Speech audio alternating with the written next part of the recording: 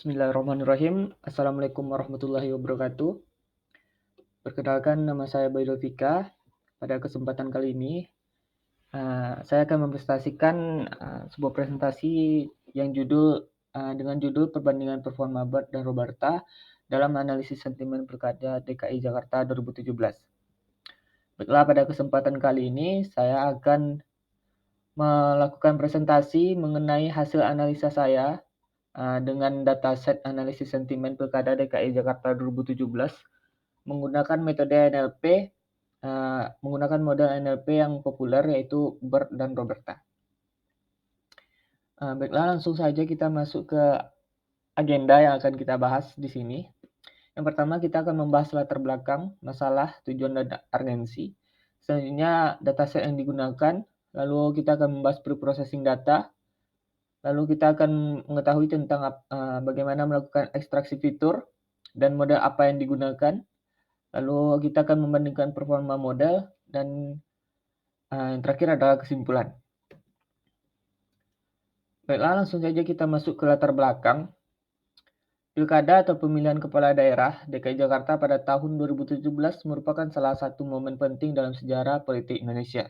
Pemilihan ini menciptakan banyak diskusi dan percakapan di media sosial termasuk Twitter, di mana orang-orang mengungkapkan pendapat dan perasaan mereka tentang kandidat dan isu-isu terkait kampanye.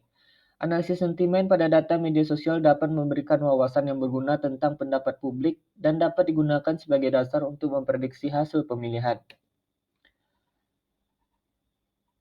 Adapun tujuan dari penelitian ini adalah untuk membandingkan performa dari dua model pemrosesan bahasa alami, yaitu Bart dan Roberta, dalam melakukan analisis sentimen pada data Twitter selama Pilkada DKI Jakarta 2017. Penelitian ini bertujuan untuk mengetahui model mana yang lebih efektif dalam mengklasifikasikan tweet ke dalam kategori positif dan negatif.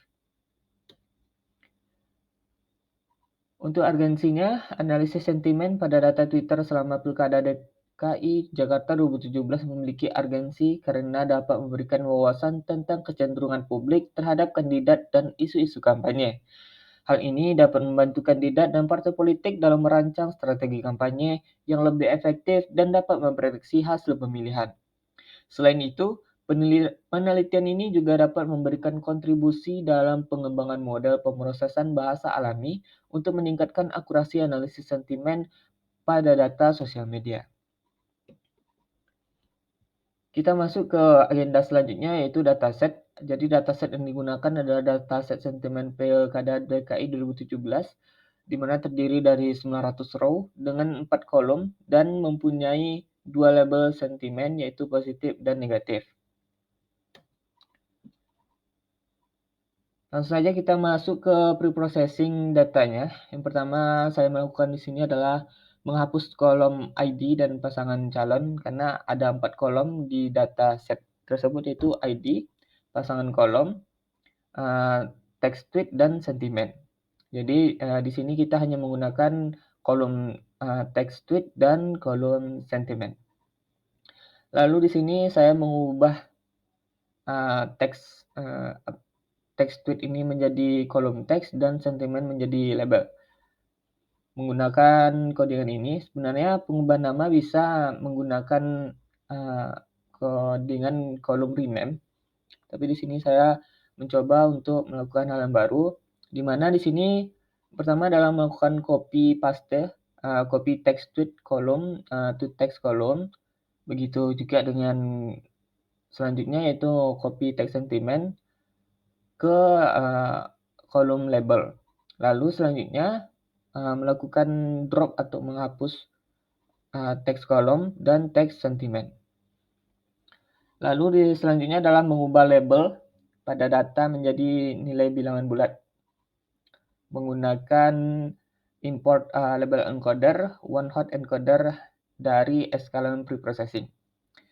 Selanjutnya di sini kita juga melakukan preprocessing teks yaitu mengubah teks menjadi lowercase, menghapus URL, menghapus angka, menghapus karakter, dan menghapus white space. Tidak terlalu banyak melakukan text preprocessing pada model deep learning ini karena semakin karena jika terlalu banyak melakukan preprocessing terhadap teks akan merubah makna dari teks tersebut. Baiklah, langsung saja masuk ke ekstraksi fitur untuk model BERT.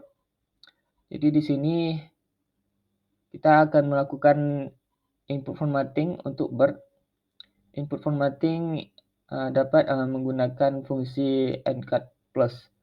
Jadi di sini menggunakan beberapa ekstraksi fitur, yaitu ini menambahkan token CLS pada awal kalimat dan token SCP pada akhir kalimat, menambahkan padding ke row,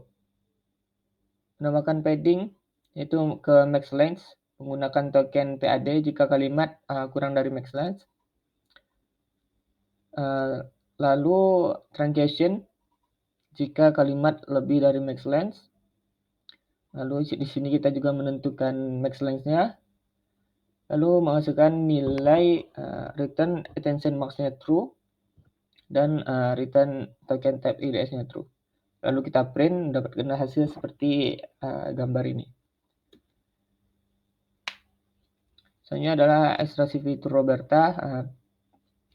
Penggunanya hampir sama dengan BERT, itu juga memasukkan add special tokens-nya true, padding-nya max length, truncation longest first, max length-nya 50, return attention mask-nya true, return token type IDS-nya true. Tapi bedanya di sini menggunakan Roberta Tokenizer Encode Plus. Dan melakukan print, dapatkan hasil seperti gambar yang ditampilkan. Selanjutnya model. Di sini kita menggunakan dua model seperti judul yang telah saya bahas sebelumnya, yaitu penggunaan model BERT dan model Roberta, di mana kita akan membandingkan akurasi dari BERT dan Roberta dalam studi kasus kali ini. Di mana kita mendapatkan performa modelnya. Di sini untuk evaluasi performa, BERT mendapatkan akurasi 0,81 dan Roberta mendapatkan tes akurasinya 0,62. Akurasi modelnya juga hampir sama, BERT model dan Roberta model. Lalu di sini ada BERT model convolution matrix dan Roberta model convolution matrix.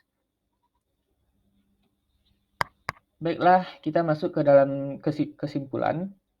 Berdasarkan hasil analisis yang dilakukan pada dataset sentimen Pilkada DKI Jakarta 2017, dapat disimpulkan bahwa BERT memberikan performa yang lebih baik daripada Roberta dalam melakukan analisis sentimen.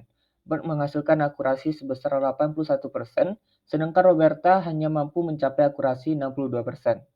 Oleh karena itu, dapat disarankan untuk menggunakan BERT sebagai model yang lebih optimal dalam melakukan analisis sentimen pada dataset Pilkada DKI Jakarta 2017.